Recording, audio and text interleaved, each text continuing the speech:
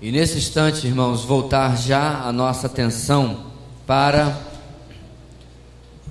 a palavra de Deus. E conforme prometido e planejado, e eu sinceramente espero em Deus esperado, nós vamos dar a sequência de 3 mensagens que tivemos nestas semanas, que tiveram o objetivo, e ainda assim o tem hoje, de verdadeiramente, irmãos, provocar-nos, no sentido de mexer com algumas coisas que muitas vezes nós não o fazemos normalmente, e fazemos isso quando sugerimos esse tema: como se tornar um fariseu. E vocês vão perceber, meus irmãos, que depois eu acredito, olhando com calma, alguns dos pontos que nós destacamos nesse texto, de certa forma são muito semelhantes, mas não chegam a ser, como se diz no ditado popular, 6 e meia dúzia.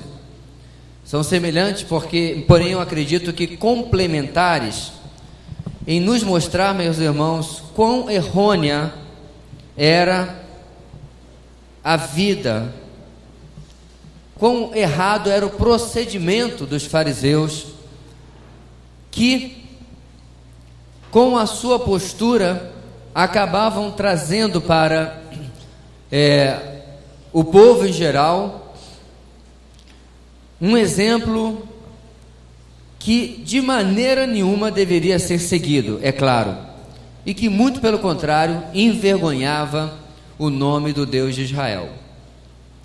Mas eu digo, meus irmãos, que esse tema é provocativo porque nós sempre tivemos, enquanto frequentando uma igreja evangélica, os fariseus na pior avaliação possível, não é correto? A última coisa do mundo que eu tenho certeza que você gostaria é de se assemelhar a um fariseu. Então o objetivo foi exatamente esse tipo de estratégia invertida, de nós olharmos a vida deles e percebermos, aí é parte 3, né? Erro de digitação. Percebemos o quão perto muitas vezes a nossa vida chega do comportamento deles. Aqueles que se chamavam ou eram chamados de os separados, né? Na verdade, estavam mais juntos e misturados do que qualquer coisa naquela época. E nas semanas anteriores, irmãos, para a nossa revisão, nós vimos os seguintes pontos. Vamos apenas repeti-los enquanto eles são aí projetados. Nós vimos o seguinte, do versículo 1 ao versículo 3: pregue uma coisa e viva outra. No versículo 4 nós vimos, em segundo lugar, tenha 2 padrões de comportamento, um para você e outro para os outros. Do 5 ao 11, em terceiro lugar, nós vimos: repudie a posição de servo e busque ser reconhecido como espiritual. E o versículo 13 nos ensinou, em quarto lugar, sejam uma referência má e dê direção errada para o reino de Deus. E aí, irmãos, na segunda mensagem nós vimos no versículo 14 o 5º princípio, que diz: negligenciem a necessidade de outrem, escondendo-a na religiosidade. Versículo 15 nos ensinou o 6º princípio, dizendo: façam discípulos ainda mais radicais no erro do que vocês. E do 16 ao 22 nós tiramos os 2 últimos princípios da nossa última mensagem. Em 7º lugar, arranjem desculpas bem elaboradas para justificarem sua falta de compromisso com o Senhor. E tenha o foco nas coisas de Deus e esqueça do Deus das coisas que está acima disso tudo. Então, meus irmãos, como nós falamos, meio estranho, mas deu para entender o sentido da coisa.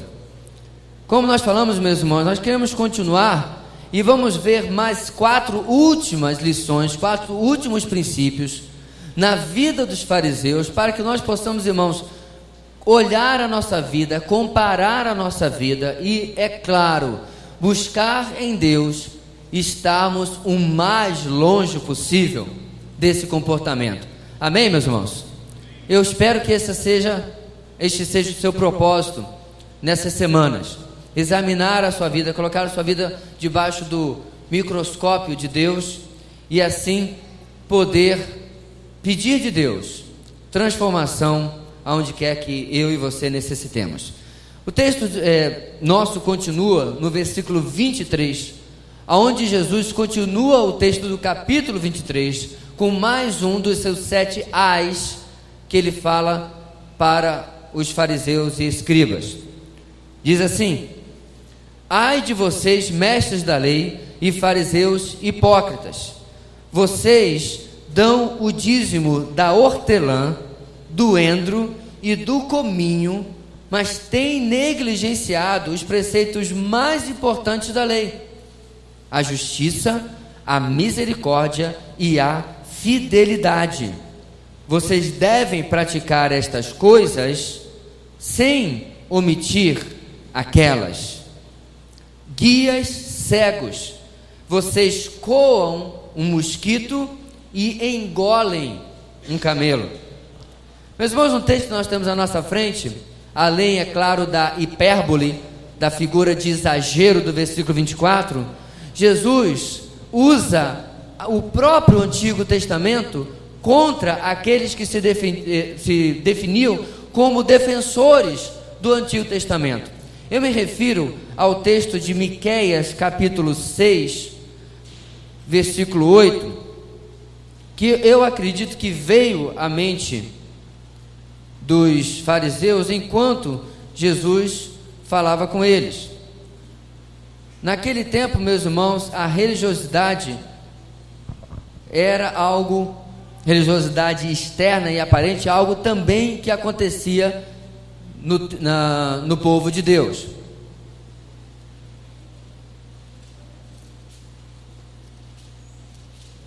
Jonas, Miqueias, capítulo 6.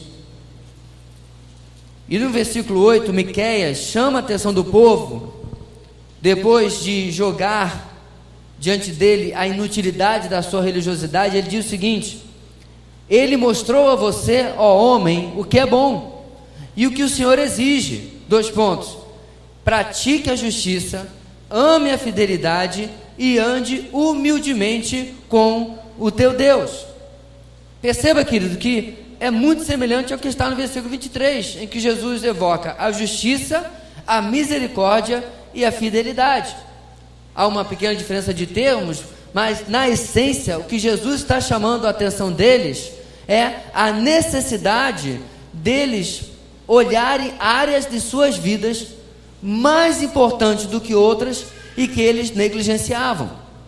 Qual era a área, meus irmãos, que Jesus destaca que os filisteus, por que eu chamei os filisteus nessa conversa? Nada a ver, né? Os fariseus pecavam.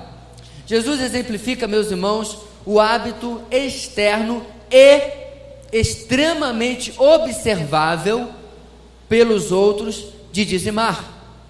E diz então que eles dizimavam até a hortelã. Percebeu qual é o tamanho de uma folhinha de hortelã? O endro e o cominho, que são temperos, que são condimentos.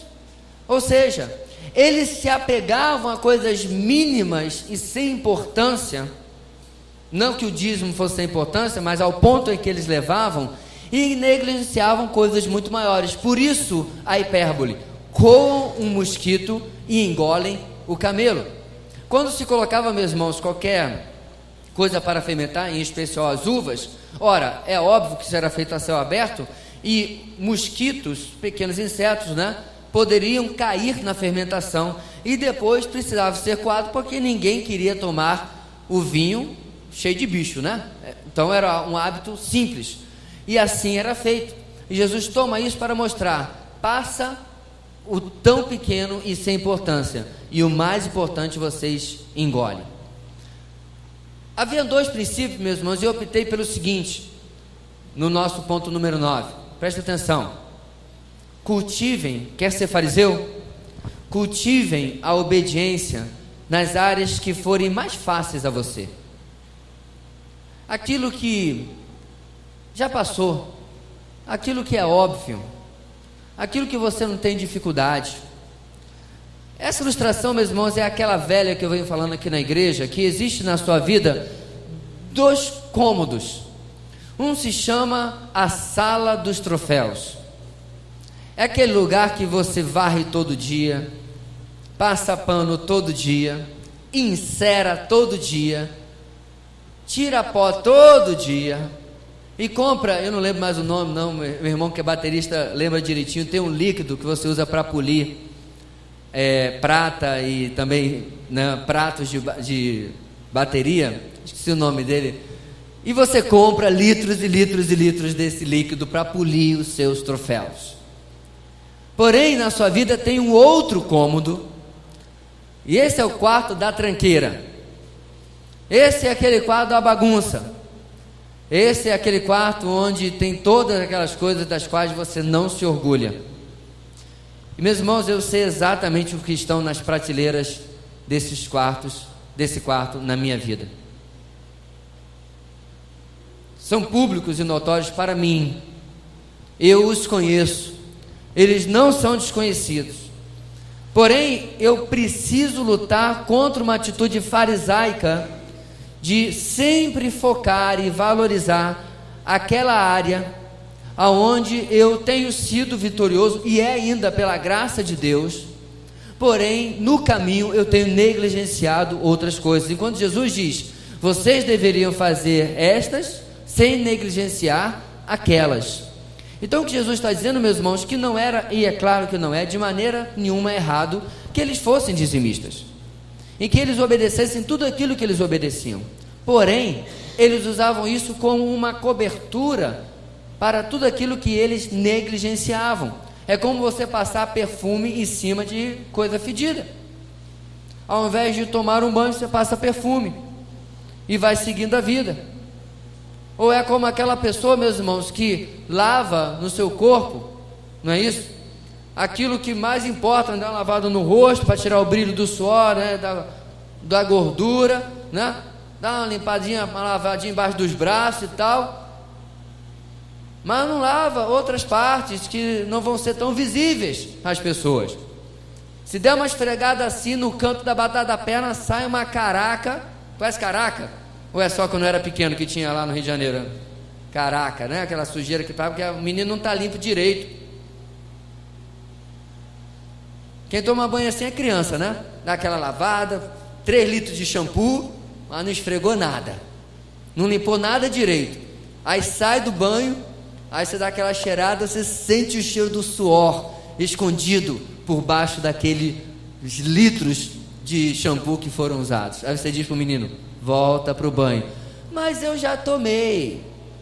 A questão, meus irmãos, é que foi um banho de fariseu. Foi um banho que não foi bem tomado, porque áreas não foram dadas a devida atenção. Meus irmãos, nossa vida corre o sério risco de ser muito semelhante. A gente valoriza coisas em nosso comportamento que, novamente, pela graça de Deus, somos vitoriosos, mas deixamos de chorar diante de Deus, diante do meu pecado, chorar diante de Deus, diante do meu calcanhar de Aquiles, e dizer, Senhor, eu preciso da Tua misericórdia, da Tua graça, sobre esta área da minha vida. As minhas virtudes não são suficientes para pagar as minhas falhas, os meus erros. As minhas virtudes conquistadas única e exclusivamente pela graça da atuação do Teu Espírito Santo na minha vida não podem ser desculpas em mim para que eu não dê a devida atenção naquilo que eu preciso ser transformado. Na verdade, meus irmãos, nós falamos esta semana em um dos nossos grupos de vida que muitas e muitas vezes Deus vai trazer um problema em nossa vida porque aquela área foi chamada a atenção dele a você numa devocional, em algo que o irmão compartilhou, numa mensagem, às vezes até em uma música, e você naquele momento até derramou uma lagrimazinha, eu não vou dizer que foi de jacaré, mas no mínimo de calango, né? Aquela lagrimazinha tal, Senhor, eu preciso mudar. Acabou a música, acabou a mensagem, acabou o devocional, a vida segue. E aí Deus dá mais uma chance, toca naquele assunto e toca. Aí vem, depois de tudo isso, a tribulação. Sabe por quê, meu irmão? Porque você deixou de exercitar aquela área, agora Deus está forçando você a exercitar nos termos dele. Você não foi para a academia de Deus, ele te levou à força. Não fez do jeito dele, quando ele lhe deu N oportunidade de tratar aquela área, de ser transformado naquela área, agora vai na marra. Agora você vai para o joelho porque a necessidade bateu a sua porta. Agora vai trazer arrependimento e você vai ser tratado naquela área, porque a tribulação às vezes não tem como você se desviar dela e não passar por ela. Ou seja, não vamos valorizar tanto aquilo que onde eu tenho sido vitorioso, sem dar a devida atenção naquilo que a palavra de Deus ou outros meios que Deus possa usar estão sendo usados para me chamar a atenção. Você precisa de mudança, de transformação naquela área. Bem, Jesus continua, meus irmãos, e do 25 ao 28, ele vai nos trazer o 10º princípio e novamente chamar a atenção dos fariseus com 2 ais agora. 25. Ai de vocês, mestres da lei e fariseus, hipócritas! Vocês limpam o exterior do copo e do prato, mas por dentro eles estão cheios de ganância e cobiça. Fariseu cego, limpe primeiro o interior do copo e do prato para que o exterior também fique limpo. Ai de vocês, mestres da lei e fariseus hipócritas! Vocês são como sepulcros caiados, bonitos por fora, mas por dentro estão cheios de ossos e de todo tipo de imundície. Assim são vocês. Por fora parecem justos ao povo, mas por dentro estão cheios de hipocrisia e maldade. Versículo 25, meus irmãos, e o 26, Jesus usa aqui para chamar a atenção dos fariseus o hábito que havia, os hábitos cerimoniais que haviam de lavar as mãos, de lavar os utensílios e de fazer uma série de coisas cerimoniais para que se pudesse considerar algo puro, limpo para o consumo. Isso aqui ia muito além, meus irmãos, da higiene. Era uma aplicação exacerbada dos ensinamentos de Moisés na lei mosaica. Você deve lembrar, por exemplo, que os inimigos de Jesus, inclusive, chamaram a atenção de Jesus que os seus discípulos não lavavam as mãos para comer. Coisa que talvez você possa questionar até a higiene, mas essa não era a motivação dos inimigos de Jesus. Mas era apontar que os discípulos não obedeciam aos princípios da lei, não seguiam aquilo que o Senhor desejava que eles seguissem. E assim, meus irmãos, quando você vê isso sendo apontado, Jesus devolve na mesma moeda, dizendo: vocês, por outro lado, cumprem toda a cerimônia, fazem tudo bonitinho por fora, mas por dentro há uma podridão. Estão cuidando muito bem do exterior, mas há uma falta, um buraco na vida espiritual de vocês. E da mesma forma, no nosso segundo exemplo usado no 27 e 28, ele usa agora a figura do sepulcro caiado. Há uma discussão, meus irmãos, do porquê os sepulcros eram pintados por fora de branco naquela época. As duas opções são as seguintes: para que uma pessoa andando não tocasse naquele sepulcro e, por assim fazer, se tornasse impuro. Detalhe: a lei mosaica nunca disse isso. A lei mosaica dizia que se você tocasse em um cadáver, você tinha tantos dias de impureza e tinha que cumprir algumas cerimônias. Mas, como mais uma reinterpretação da lei, os fariseus ensinavam que até no sepulcro, se você tocasse, você se tornava impuro. Então eles eram muito bem pintados de branco, para que ninguém dissesse: eu não vi. Parecia uma formação rochosa como qualquer outra no meio do caminho. Agora, a segunda opção, que eu acredito que seja a mais correta, é que se usava isso apenas e unicamente para embelezar os sepulcros, em respeito, em homenagem àqueles que lá estavam enterrados. O fato é, meus irmãos, que isso para nós, na nossa cultura, é muito claro, porque você vai, por exemplo, no cemitério a versão talvez atual desse versículo seria sepulcros revestidos de granito, não é isso? Você vai lá no túmulo da pessoa, hoje ela já está revestida de granito, uma placa às vezes até de bronze. Eu já imagino que daqui a algum tempo vai ter, na verdade, uma tela de LED com um videoclipe da vida da pessoa passando. Não é má ideia, viu? Anota aí a sugestão, já vai gravando, viu, amor? As coisas que eu faço aí, a nossa vida, vai ter lá uma tela de LED. Aqui jaz o pastor Joversi. Aí vai passar, é claro, os melhores momentos, né? Jogando bola como verdadeiro atleta e tal, né? Fazendo tudo do melhor, pregando, um profeta. Por quê? Porque diz o ponto 9 que a gente gosta de ilustrar os nossos troféus.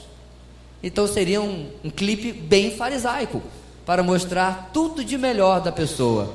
Porque, meus irmãos, quando você reveste um túmulo de granito por fora e põe toda aquela pompa, na verdade não muda o fato que dentro tem um corpo fedido, em estado avançado de putrefação, se já não se tornou pó, na verdade. E naquela época, meus irmãos, esse hábito é tomado por Jesus para acusar os fariseus e ensinar-nos o seguinte princípio, ou se você preferir, essa altura já devia ter dado esse termo, contra-princípio. Número 10, zelem com cuidado da forma da sua aparência e de suas ações, e não da sua vida interior. Zelem com cuidado da forma da sua aparência e de suas ações, e não da sua vida interior. Sabe, meus irmãos, antes de nós chegarmos diretamente na nossa vida, eu quero voltar aqui nos séculos. Eu fico vendo de vez em quando algumas acusações, algumas reclamações de alguns blogs e sites agnósticos e ateus sobre a questão do cristianismo. E até certo ponto, e eu tenho certeza que os admiradores da arte, né, e da história não vão gostar do que eu vou falar, mas quando você vê, meus irmãos, na Europa, aquelas igrejas góticas, quando você visita em Paris, Notre Dame, e você começa a olhar toda aquela riqueza, e você começa a pensar em quem supostamente é adorado dentro daquela catedral, um carpinteiro que nasceu em Belém e não tinha onde repousar a cabeça durante a sua vida. Não tem como você ser chamado a atenção em que há aqui um paradoxo, e que você tem que dar até certo ponto razão, quando aquele que é contra o cristianismo é contra por causa das demonstrações de ostentação que nós vemos ao longo de 2000 anos. Quando, meus irmãos, como falamos, se não me engano, na primeira ou na segunda mensagem, aquilo que até o 3º século e meio chamou a atenção ao cristianismo e atraiu as pessoas ao cristianismo, não foram os grandes templos, mas sim o amor demonstrado pela igreja para com o mundo. A forma como o mundo era tratado, os incrédulos, os descrentes, os pagãos, aqueles que não queriam saber de Deus, mas eram amados, eram atendidos, eram socorridos, eram visitados, eram cuidados, eram tratados, quando nós não tínhamos prédio algum para dizer, ali está uma igreja. Eu não sei qual é a sua visão, meus irmãos. Nós estamos aqui, a nossa igreja se reúne em um prédio comercial, que não tem lá grande luxo. Agora que a gente estava conversando com o nosso administrador, e ele deu a ideia de a gente, né, fazer uma pintura, passou o inverno, tem muitas infiltrações, fazer apenas a manutenção. Mas daqui a alguns anos, quando estivermos querendo o Senhor, e se quiser o Senhor, em um prédio próprio, amém, irmãos? Glória a Deus.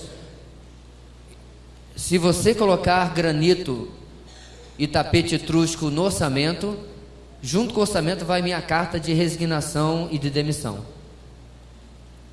Se você colocar vitrais e coisas, meus irmãos, que supostamente queiram oferecer uma aparência de prosperidade ou de luxo, pode seguir em frente, mas eu não vou não.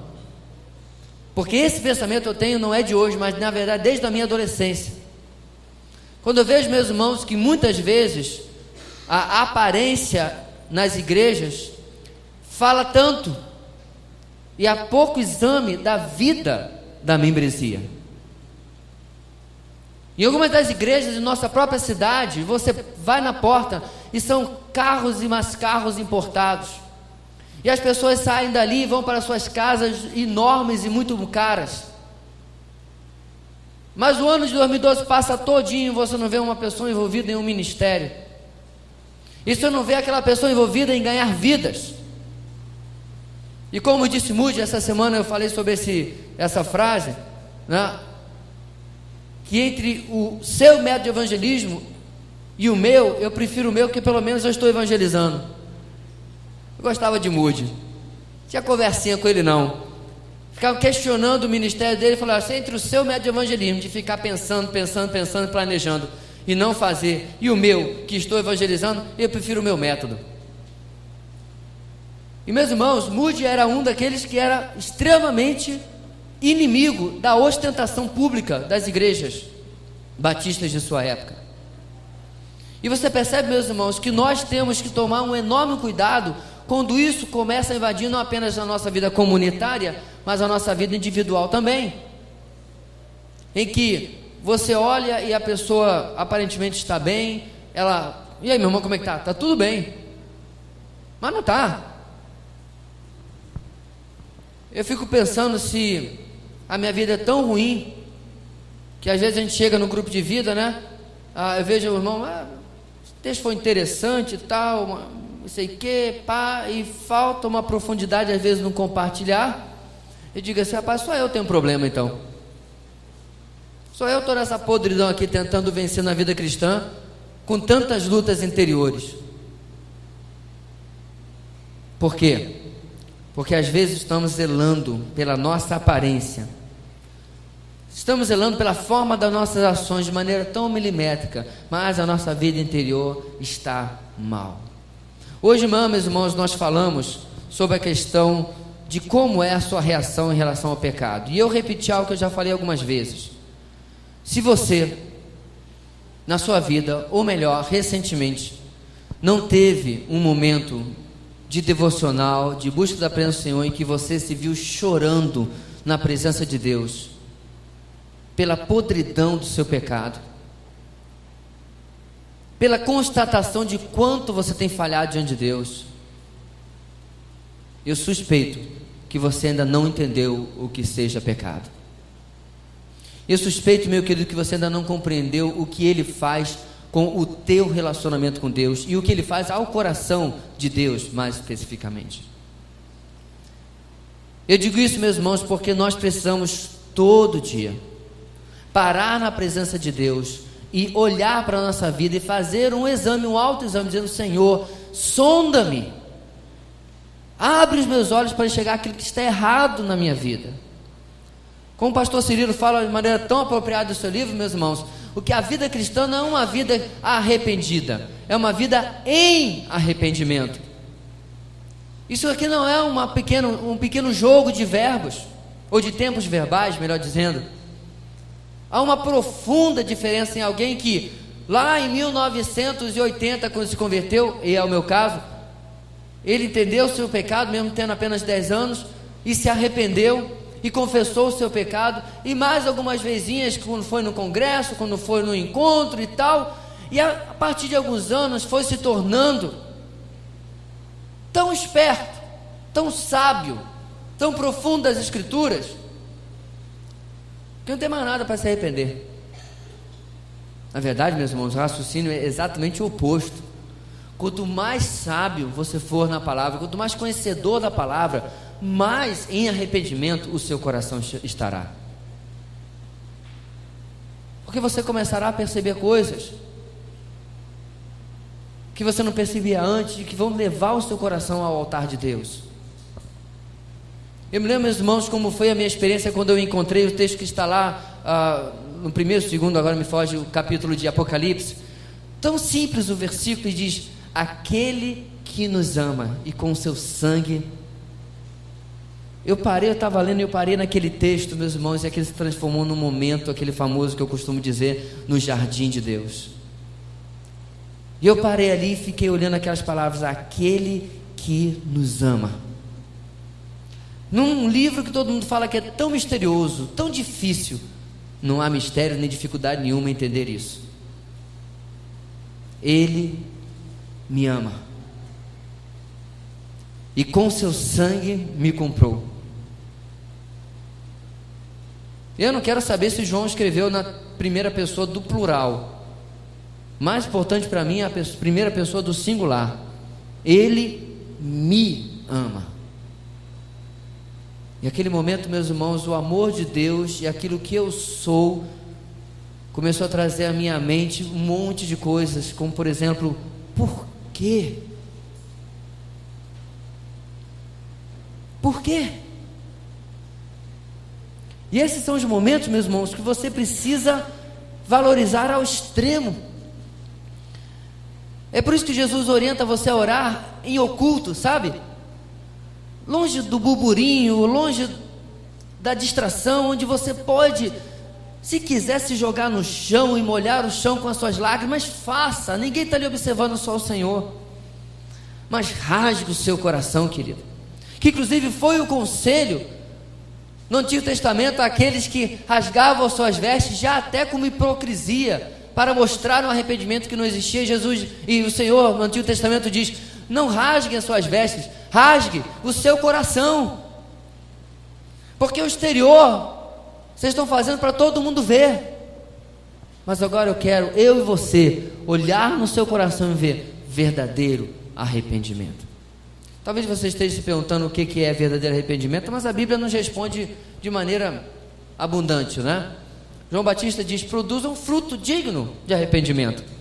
Ou seja, fruto é ação, é o que acontece depois.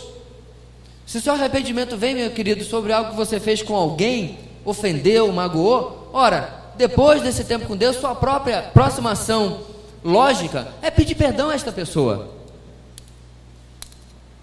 Você pode chorar 30 litros de lágrimas lá no seu quarto, mas se você sair dali e não for pedir perdão a pessoa que você magoou, novamente, lágrimas de calango, porque não mudou nada.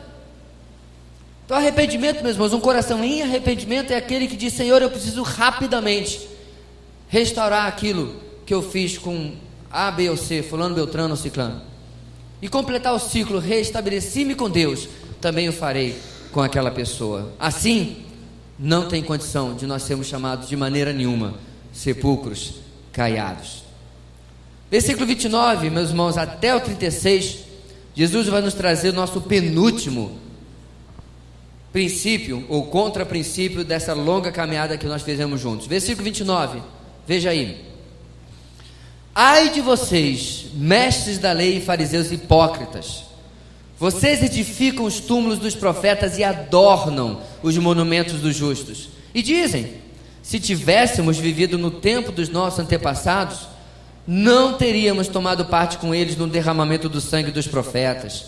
Assim, vocês testemunham contra si mesmos que são descendentes dos que assassinaram os profetas. Acabem, pois, de encher a medida do pecado dos seus antepassados.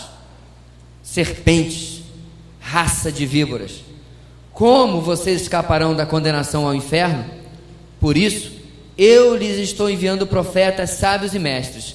A uns vocês matarão e crucificarão, a outros açoitarão nas sinagogas de vocês e perseguirão de cidade a cidade. E assim, sobre vocês recairá todo o sangue justo derramado na terra, desde o sangue do justo Abel até o sangue de Zacarias, filho de Baraquias, a quem vocês assassinaram entre o santuário e o altar. Eu lhes asseguro que tudo isso sobrevirá a esta geração. Meus irmãos, de uma forma novamente muito dura, Jesus traz o último ai dos 7 contra os fariseus e escribas. E aqui, meus irmãos, eles falam de algo que eu já também falei algumas vezes, de que muitas vezes nós olhamos para o Antigo Testamento, nós olhamos, por exemplo, para o povo lá no deserto murmurando: ah, não tem água, ah, não tem carne, ah, não tem onde plugar o meu Xbox, Ah, não tem internet de banda larga. Ah, poxa vida, hoje é só esse bife que eu vou comer. E nós achamos muitas vezes que se fôssemos nós lá no deserto, aí a história ia ser diferente. Ia ser Moisés, Josué, Caleb e Joversi. Ia ser o quarteto, não o trio parada dura, o quarteto parada dura. Ia ter que ter 13 espias, porque eu ia junto. 10 iam dar de contra, e nós 3, eu, Josué e Caleb, íamos rasgar as nossas vestes. Lembra do texto? Íamos dizer: não, antes vamos, porque o Senhor nos deu esta terra. Inclusive eu ia puxar Josué e Caleb. Será? Nós temos, meus irmãos, esta visão às vezes do passado, e somos assim até com os fariseus mesmo, de que se fôssemos nós naquele tempo, nossa atitude seria outra. Que nós nunca faríamos todos aqueles erros que tem no Antigo Testamento, nós nunca faríamos os erros dos próprios apóstolos. Não é verdade? Nós nunca disputaríamos o primeiro lugar. Marcos capítulo 10. Nós nunca, de jeito nenhum, negaríamos o Senhor. Nós nunca duvidaríamos, na ordem Pedro e Tomé. Na verdade, meus irmãos, nós somos sempre os melhores, depois que a história aconteceu já, né? Já passou. E os fariseus tinham essa mania também, em que eles olhavam para o que aconteceram com os profetas, os mártires veterotestamentários, e diziam: nós não tomaríamos parte. Está aqui. Se tivéssemos vivido no tempo dos nossos antepassados, não teríamos tomado parte com eles no derramamento do sangue dos profetas. Jesus diz: raça de vírus, vocês são igualzinho, farinha do mesmo saco, vocês são igual, estão enchendo a medida dos seus antepassados. E Jesus dá uma prova profética para eles: eu vou enviar outros profetas, eu vou enviar apóstolos, vou enviar mestres, e vocês vão fazer as mesmas coisas com eles. Dito e feito. Pedro, por exemplo, foi crucificado de cabeça para baixo. E na verdade ele ia ser crucificado como qualquer outra pessoa, assim o foi. Porém, ele fez um pedido na hora da morte e pediu que fosse crucificado de cabeça para baixo, porque ele não se achava digno de morrer da mesma forma que o seu Senhor havia morrido. E se de cabeça para cima, meu irmão, já não é mole, imagine ser crucificado de cabeça para baixo. Mas assim o foi. E a verdade, meus irmãos, é que o próprio apóstolo Paulo, quando era Saulo, o que ele estava indo fazer em Damasco? Turismo não era. Ele ia suscitando, como diz o texto, ameaças contra a igreja, e levava a carta branca do Sinédrio para prender todo mundo. Então cumpriu-se a risca, e finalmente, meus irmãos, se cumpre a última ameaça de Jesus no texto que nós lemos. No ano 70, Jerusalém é invadida, o templo é destruído, com uma forma de punição dos romanos pelas constantes revoltas e rebeliões que haviam naquela região, e que eles acabou com a paciência dos romanos. E tudo isso, versículo 36, aconteceu, sobreveio realmente naquela geração. Algumas dezenas de anos depois, mas certamente a maioria ainda estava vivo. Ou seja, meus irmãos, 11º contra-princípio para nós esta noite é o seguinte: considere-se, quer ser fariseu, acima dos erros de outros, mesmo de outra geração, e não aprenda com o passado. Olhe com arrogância para o erro dos outros, olhe com arrogância para os erros do passado. Pastor, mas como assim arrogância? Vou lhe explicar. Meu irmão, arrogância não é apenas bater no peito e dizer eu não vou fazer igual. Arrogância é quando, mesmo sem bater no peito e sem dizer eu não vou fazer igual aos erros do passado, é na prática não fazer o acerto do presente. Simples. Um dos maiores erros do passado no Antigo Testamento era a falta de ensino espiritual dentro do lar. A falta de passar o legado espiritual dentro do lar. Na música estava tudo muito bonito, o que ouvimos e aprendemos, o que nos deixaram os nossos pais, não esconderemos aos nossos filhos. Contaremos à vindoura, à próxima geração, os louvores do Senhor e o seu poder e as maravilhas que fez. Muito bonito, isso é um salmo. E eles cantavam, e o salmo é grande, ele vai contar, ele tem 72 versículos, e esse versículo que eu mencionei é o versículo 3, 4. E aí ele começa a contar a história no salmo, a história de Israel. Porém, meus irmãos, ficou só na musiquinha. A verdade é que nem os reis faziam isso, e às vezes nem os bons reis. O próprio Davi foi um pai omisso. E você tem uma geração boa de Asa para Josafá, mas quando chega o Josafá, o filho dele é péssimo. Faltou um ensino espiritual para o pequeno príncipe, filho de Josafá. Samuel, o grande juiz, sacerdote, profeta, os filhos dele também eram péssimos exemplos para o povo. E aí, meus irmãos, nós constatamos o erro do passado, nós não estamos batendo no peito, eu faria diferente. Se fosse eu no lugar de Samuel, se fosse eu no lugar de Davi, começava uma dinastia de fidelidade. Ok, não estamos fazendo isso, mas a pergunta permanece: tenho eu verdadeiramente, eu quero aqui dar uma palavra em especial aos meus irmãos, homens, tenho eu levado os meus filhos a uma vida de conhecimento, intimidade e amor ao Deus a quem eu sirvo? Ou eu acho que botar comida na mesa e tratar bem todo mundo é o suficiente? Tenho eu transferido esse bastão intransferível para minha esposa? Irmãs, tenho eu auxiliado o meu esposo nessa tarefa de discipular os nossos filhos verdadeiramente? Vocês, irmãos, como eu falei, não olhamos talvez para o passado com arrogância, mas somos arrogantes quando achamos que já estamos fazendo o que deveríamos fazer. E além de criação de filhos, irmãos, eu quero chamar a atenção a outra coisa. Quando nós visitamos aquelas catedrais que eu mencionei lá na Europa, e quando você visita algumas que nem mais catedrais são, nem mais igrejas são, os templos foram vendidos, se transformaram em lojas, se transformaram em bazares, se transformaram em clubes noturnos. Sabe por quê?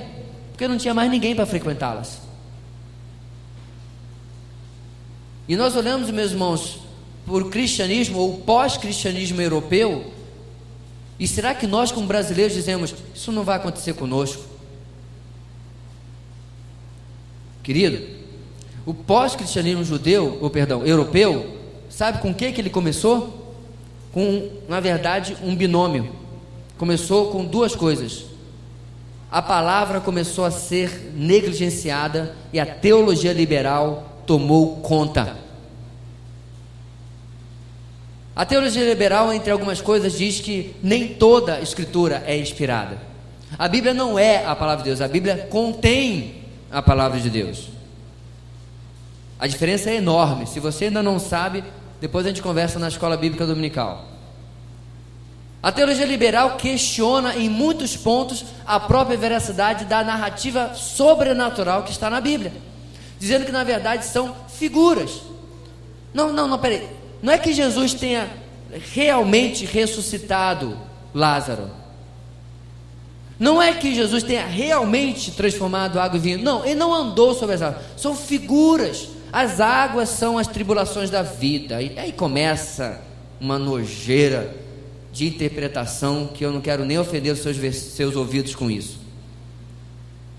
E a teologia liberal, meus irmãos, começou a invadir as faculdades teológicas, como infelizmente invadem hoje vários seminários evangélicos em nosso país, aonde um pastor desta cidade, que está hoje em outro estado trabalhando em um seminário, foi chamado de fundamentalista como forma de chacota, porque ele crê em toda a Bíblia. E para minha vergonha é o Seminário Batista. Eu espero que eles nunca me convidem para pregar lá, porque vai ser a última vez. Porque, meus irmãos, esta é a parte do Evangelho que é inegociável. Liberal é palavrão no reino de Deus. Este sim é chacota e xingamento. E por negligenciar, meus irmãos, a pureza da palavra e da doutrina e substituir por outras coisas, como muito em nossa geração se vê hoje, ok? Eu sou adorador desde que estou no Evangelho. Levita, se você gosta do nome. Mas me preocupa, como muitos jovens conhecem tantas e tantas músicas e tantos grupos. E se tem um show aqui na nossa cidade, ele não perde. Mas vai ter uma conferência teológica ano que vem, como tem todo ano aqui. Inclusive 2 dos palestrantes vão pregar em nossa igreja. Homens profundamente envolvidos com a palavra de Deus. E você vai lá e você não vê 1/5 do que você vê nos shows. Por quê? Porque não há compromisso com a palavra. Não há. E você acha que isso é pouco? Foi assim que começou. Não com shows, porque há 100 e tantos anos não existia isso na Europa. Mas os mesmos países, meus irmãos, que abrigaram Martim Lutero, que abrigaram Zwinglio, que abrigaram Calvino, que abrigaram muito tempo depois, no século XIX, homens como Spurgeon, como George Miller, países que receberam da América, Moody, hoje vivem uma frieza, vivem um esquecimento espiritual de dar pena. E se Jesus não voltar nos próximos 100 anos? Como estará a igreja brasileira, irmãos? E eu, em nome de Jesus, espero que não seja tanto tempo assim. Na verdade, espero que não seja nem um décimo desse tempo todo. Mas e se for esta a vontade do Senhor? Como estará a igreja brasileira? Como estará aqueles que são a continuação do meu e do seu legado? Estaremos nós, meus irmãos, inaugurando, no caso, na família de muitas pessoas aqui, uma geração de servos tementes a Deus e amantes da palavra? Será esse o nosso legado? Só assim será, se não apenas não olharmos para o passado com arrogância, mas olharmos com humildade para o presente e dissermos: Senhor, preciso da tua graça para criar os meus filhos, preciso da tua graça para dar exemplo para os meus filhos, para que os nossos filhos nunca sejam tentados pelo inimigo a dizer com seus lábios: por que eu tenho que fazer tal coisa se papai não faz, ou se mamãe não faz? Porque também isso não seria desculpa alguma, porque a salvação é individual. Mas que o nosso exemplo possa, na verdade, meus irmãos, ficar marcado.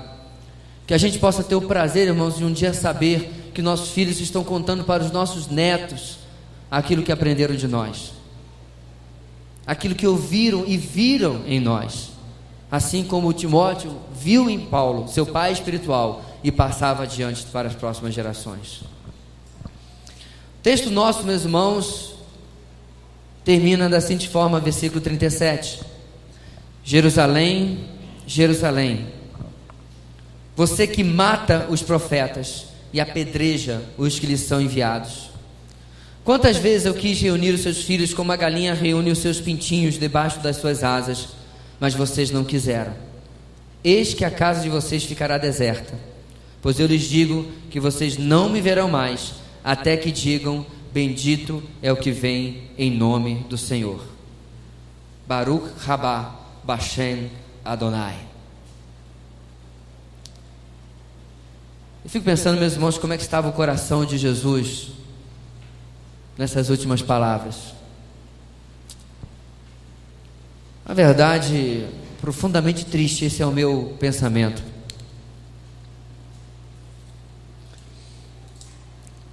Triste, meus irmãos, porque uma geração inteira estava dando as costas novamente a Deus através de Jesus, o seu Filho. E muitas vezes, meus irmãos, nós temos dificuldades e lutas em nossas vidas, e nós vivemos aquela ilustração do homem ilhado na enchente, no topo da sua casa, no telhado, e alguém passa, né, numa canoinha e diz: vem que eu me aperto e eu te socorro, o Senhor me ajudará. E aí vão passando as embarcações, passa até um transatlântico, que você quiser, helicóptero, e ele vai dizendo: o Senhor me ajudará, até que a enchente toma conta e ele morre afogado naquele telhado. Essa ilustração, meus irmãos, apesar de falha, mostra a pessoa que quer ser sempre socorrida nos seus termos, mesmo que espiritualmente diga: o Senhor me ajudará.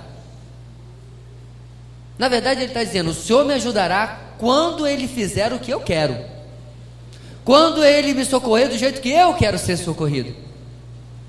E este era, meus irmãos, o problema da geração dos fariseus. Jesus de maneira nenhuma preenchia o estereótipo de Messias. Também, em parte, por erro histórico de interpretação dos fariseus.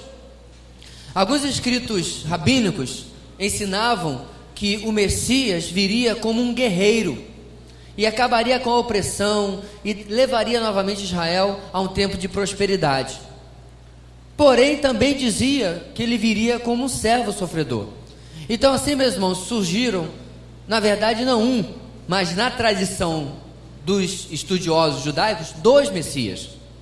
Ora, se aparece 2 Messias, você vai com o guerreiro ou com o servo? Se fosse uma eleição, quem ganhava? E é óbvio, meus irmãos, que no imaginário popular judaico, o Messias guerreiro, o Messias que vem botar para quebrar, ganhava.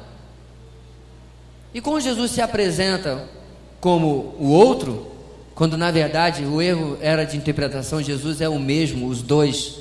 Ele veio a primeira vez como servo do Senhor, como o Cordeiro de Deus, e voltará na segunda vez como o leão da tribo de Judá. A falta de interpretação correta da Bíblia os levou a um profundo engano de dizer: esse Messias aí nós não queremos. Esse Messias ameaça aquilo que nós temos. Eu estava lendo essa semana um texto, não vou aqui abrir para não gastarmos mais tempo, em que os fariseus dizem: sabendo o que ele está fazendo, eram os milagres. Daqui a pouco os romanos virão e nos tirarão aquilo que nós temos. Esta era a preocupação dos fariseus, que seu status quo fosse ameaçado. E assim, meus irmãos, com tantas expectativas erradas, Jesus encontra essa cidade com muita dor no seu coração, lhe dando as costas, apesar dele ter estendido a sua mão. O que isso tem a ver, meus irmãos, hoje no século 21 conosco? Para encerrar, meus irmãos, o nosso tempo com este capítulo, o nosso 12º contraprincípio é o seguinte: você quer se tornar um fariseu? Seja altivo e não aceite com humildade a mão do Senhor estendida a você. Seja altivo e não aceite com humildade a mão do Senhor estendida a você.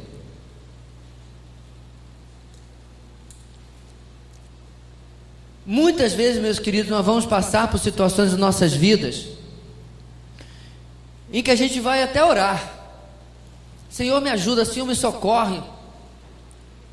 E aí Deus manda um irmão, Deus manda uma mensagem, Deus fala a você na sua palavra, Deus fala a você pelo seu Espírito Santo, Deus faz de tudo, só falta escrever na parede: Mene, mene, tekel, farsim. Aí você lá no fundo diz: mas não é bem isso que eu estou querendo. Deus está me dizendo para fazer tal e tal coisa para sair desse problema, mas isso eu não quero. Deus está falando que para resolver esse problema com uma pessoa eu vou ter que pedir perdão, mas não é por aí que eu quero ir. Muitas vezes, meus irmãos, nossos problemas conjugais acontecem porque eu quero fazer do meu jeito e não do jeito que Deus está dizendo para eu fazer para com o meu cônjuge. Às vezes o problema na vida financeira é porque eu quero resolver do meu jeito e não do jeito que Deus está trazendo as soluções para a minha vida. Eu me lembro que uma vez eu estava à beira de fechar uma venda, um negócio, um serviço, que seria para mim muito lucrativo. E eu estava exatamente lutando com Deus para terminar e quitar uma dívida. E a minha oração foi mais ou menos assim: tá aí, Deus, a chance de você me abençoar. Já acertei tudinho, tá aqui o contrato, tá faltando só o senhor assinar. Assina a linha pontilhada embaixo, autoriza a bênção. Porque na minha mente era aquilo que Deus tinha que fazer para que eu saísse do problema. Sabe por quê, meu irmão? Porque aquilo fui eu que produzi, aquilo foi eu que conquistei, aquilo foi eu que fiz acontecer. Glória para mim, glória para mim. Não preciso terminar a história para você concluir que deu tudo errado. Tudo, redondamente, em chamas. E só não saí pior do que entrei na coisa pela misericórdia de Deus, que logo depois me lembrou. Lembra do que eu lhe falei que você tinha que fazer para resolver isso? Deus até falou assim: é menos glamuroso, mas é jeitosinho, vai que faz, vai que vai dar certo. E deu. Mas aí eu tinha que abrir mão da minha vontade, tinha que abrir mão dos meus planos, daquilo que eu queria fazer, e assim por diante. A verdade é, meus irmãos, que nós precisamos questionar diariamente o quão orgulhoso, vou te tirar disso aí, eu sou. E quanta dificuldade que eu tenho para reconhecer: Senhor, não a mim, Senhor, mas ao teu nome da glória. Não ao meu nome, não aos meus meios, não aos meus recursos, não ao meu farisaísmo, não à minha altivez, mas aquilo que o Senhor deseja fazer na minha vida. Se nós queremos, meus irmãos, sair do caminho dos fariseus, nós temos que, com profunda humildade, reconhecer o que Deus está dizendo para nós fazermos, e fazermos do jeito dele, e não do nosso. O capítulo 23 de Mateus nos proporcionou uma longa caminhada,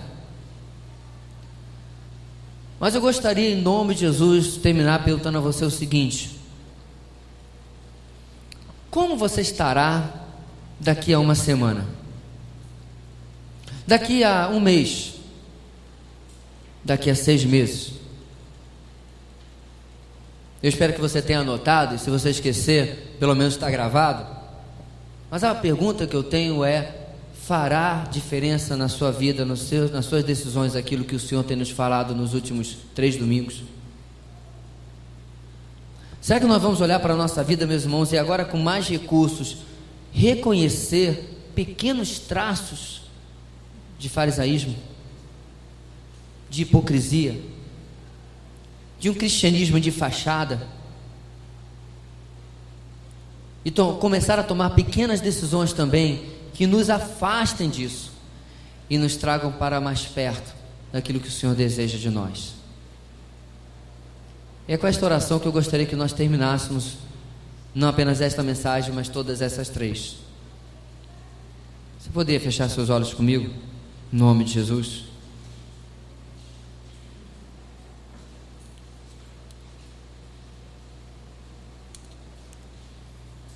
Gostaria que você orasse nesse instante e colocasse a sua vida diante do Senhor.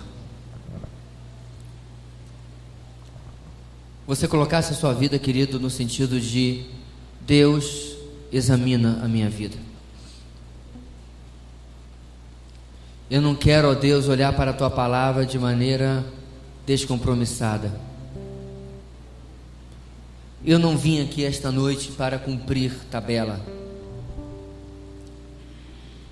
mas eu quero que as confrontações da tua palavra venham mexer com a minha vida, mexer com a minha vida como filho, como pai, como mãe, como irmão, como irmã, como crente, como cidadão, como chefe, como empregado, como funcionário. Eu quero viver um cristianismo autêntico, Eu quero viver o cristianismo que tem autoridade, porque é aquele que prega e faz, aquele que vive humildade, aquele que olha para a necessidade real dos outros, mas não se esconde atrás da sua espiritualidade, aquele que não zela apenas pelos seus interesses, mas principalmente pelo interesse dos outros. Eu quero isso, Deus. Eu preciso disso. Eu não quero mais ficar na passividade com que eu tenho estado. Esta é a nossa oração esta noite, Senhor, porque nós reconhecemos, ó Pai, que aqueles momentos em que nós olhamos com tanta ira para os fariseus, aquele momento, Deus, em que nós assistimos aquele filme e nós os identificávamos como os vilões da história. Essa noite, ó Deus, e nas duas anteriores, nós precisamos reconhecer que em alguns momentos nós fomos os vilões. O mocinho continua sempre o mesmo, o herói continua sempre o mesmo, e nós muitas vezes temos abandonado o lado do herói. Deus, eu não quero ser vergonha para o nome do Teu Evangelho, o Teu próprio nome. Ajuda-me a viver uma vida autêntica. Ajuda, meu Deus, a viver uma vida real, integral. E esta oração não é apenas minha, mas de toda esta igreja. Tira a vida pela metade, tira a vida de máscaras e nos dá uma vida real e integral ao Teu lado. Traz, ó Deus, aquilo que nós ouvimos nessas horas de novo à nossa mente, até que se torne uma verdade gravada em nossos corações, aonde está escrito a nova aliança e aonde essas verdades podem se tornar prática para nós.